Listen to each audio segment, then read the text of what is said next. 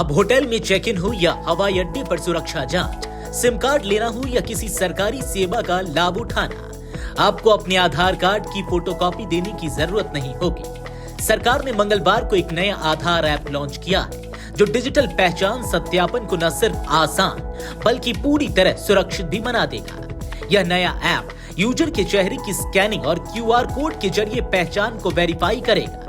इस ऐप की सबसे बड़ी खासियत यह है कि यूजर को अब हर जगह अपना आधार कार्ड ले जाने की जरूरत नहीं पड़ेगी। इसके जरिए यूजर एक टैप में अपनी जरूरी जानकारी शेयर कर सकेगा और यह तय करेगा कि वह कितनी जानकारी साझा करना चाहता है। आईटी मंत्री अश्विनी वैष्णव ने इस ऐप की जानकारी सोशल मीडिया प्लेटफॉर्म एक्स पर एक डेमो वीडियो के साथ साझा की। उन्होंने बताया कि यह ऐप आधार वेरिफिकेशन को तेज, आसान और सुरक्षित बनाएगा। क्यूआर कोड स्कैन करके और फेस वेरिफिकेशन के माध्यम से यूजर अपनी पहचान प्रमाणित कर सकेगा। आधार ऑथेंटिकेशन को, आइडेंटिटी ऑथेंटिकेशन को हम किस तरह से कंप्लीटली ऑनलाइन मोड में लेके जा सकते हैं, इसके पीछे एक कारण है। आपने देखा होगा कई जगह आधार कार्ड की खबरें आती हैं कि आधार कार्ड फॉर्जिंग करके किया गया, फॉर्जरी करके किया गया, फोटोशॉप करके नया कार्ड बना दिया गया। ये एक बहुत बड़ी प्रॉब्लम देश भर से इसकी खबर आती थी।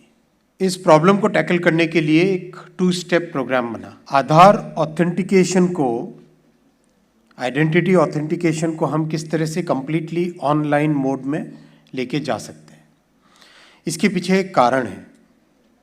आपने देखा होगा कई जगह आधार कार्ड की खबरें आती हैं कि आधार कार्ड फॉर्जिंग करके किया गया, फॉर्जरी करके किया गया, फोटोशॉप करके नया कार्ड बना दिया गया। ये एक बहुत बड़ी प्रॉब्लम देश भर से इसकी खबर आती थी। इस प्रॉब्लम को टैकल करने के लिए एक 2 स्टेप प्रोग्राम बना।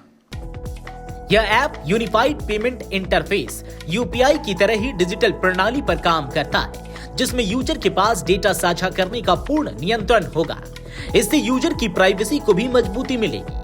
गौरतलब है कि आधार जारी होने के बाद से ही इसकी डेटा सुरक्षा पर कई बार सवाल उठते रहे हैं। हाल ही में कुछ रिपोर्ट्स में सामने आया कि एआई प्लेटफॉर्म्स नकली आधार कार्ड जनरेट करने में सक्षम हो रहे हैं, जिससे डेटा लीक की आशंका और गहरी हो गई है।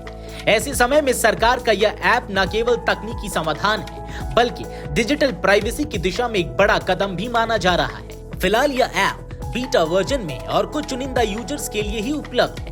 आने वाले हफ्तों में इसे सभी के लिए लॉन्च किया जाएगा। दिल्ली से नवोदय टाइम्स पंजाब केसरी के लिए आदर्श झा की रिपोर्ट।